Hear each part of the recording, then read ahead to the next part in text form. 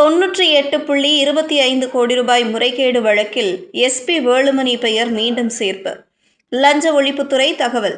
சென்னை, கோவை மாநகராட்சிகளில் ஒப்பந்தங்கள் வழங்கியதில் நடந்த 98 கோடியே 25 லட்சம் ரூபாய் முறைகேடு தொடர்பான வழக்கில் அதிமுக முன்னாள் அமைச்சர் எஸ்பி வேலுமணி மீண்டும் சேர்க்கப்பட்டுள்ளதாக லஞ்ச ஒழிப்புத்துறை தரப்பில் சென்னை உயர்நீதிமன்றத்தில் தெரிவிக்கப்பட்டுள்ளது. முந்தைய அதிமுக ஆட்சி காலத்தில் சென்னை, கோவை மாநகராட்சிகளில் பல்வேறு பணிகளுக்கு ஒப்பந்தங்கள் வழங்கியதில் 98 கோடியே 25 லட்சம் ரூபாய் அளவுக்கு முறைகேடுகள் நடந்ததாக அப்போது உள்ளாட்சித்துறை அமைச்சராக இருந்த எஸ்பி வேலுமணி உள்ளிட்டோருக்கு எதிராக லஞ்ச ஒழிப்புத்துறை வழக்கு பதிவு செய்திருந்தது. எஸ்பி வேலுமணி தனது உறவினர்கள், நெருக்கமானவர்களுக்கு டெண்டர் வழங்கியதில் 98.25 கோடி ரூபாய் அளவுக்கு முறைகேடு நடந்ததாக திமுக தரப்பில் அக்கட்சியின் அமைப்பு செயலாளர் RS பாரதி லஞ்ச ஒழிப்புத்துறையில் புகார் அளித்தார். அதன் பேரில் வேலுமணி உள்ளிட்டோருக்கு எதிராக வழக்கு பதிவு செய்யப்பட்டிருந்தது. தனக்கு எதிரான வழக்கை ரத்து செய்ய கோரி ஹைகோர்ட்டில் வேலுமணி மனு தாக்கல் செய்தார். எஸ்பி வேலுமணிக்கு எதிராக ஆதாரங்கள் இல்லை என கூறி அவருக்கு எதிரான வழக்கை ரத்து செய்த சென்னை உயர்நீதிமன்ற 2 நீதிபதிகள் அமர்வு ஆதாரங்களை சேகரித்தால் அவருக்கு எதிராக மீண்டும் வழக்கு தொடரலாம் என தெரிவித்திருந்தது.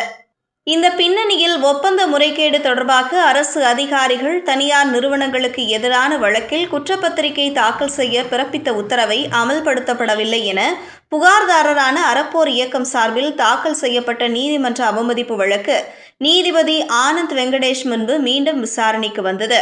அப்போது லஞ்ச ஒழிப்புத்துறை சார்பில் தாக்கல் செய்யப்பட்ட கூடுதல் மனுவில் முன்னாள் அமைச்சர் வேலுமணிக்கு எதிராக ஆதாரங்கள் சேகரித்துள்ளதால் அவர் மீது வழக்கு தொடர சபாநாயகர் அப்பாவு கடந்த 2024 ஆண்டு பிப்ரவரி 12ஆம் தேதி 2024 அனுமதி அளித்துள்ளதாக தெரிவிக்கப்பட்டுள்ளது. மேலும் IAS அதிகாரிகளான KS கந்தசாமி மற்றும் K விஜயா கார்த்திகேயன் ஆகியோருக்கு எதிராக வழக்கு தொடர மத்திய அரசு இன்னும் அனுமதி அளிக்கவில்லை என்றும் அதில் தெரிவிக்கப்பட்டிருந்தது. இதைத் தொடர்ந்து நீதிமன்ற அவமதிப்பு வழக்கின் விசாரணை செப்டம்பர் 12ஆம் தேதி தள்ளி வைக்கப்பட்டுள்ளது. செய்திகளை உடனுக்குடனும் துல்லியமாகவும் தெரிந்து கொள்ள News 10 தமிழ் சேனலை பின்தொடருங்கள்.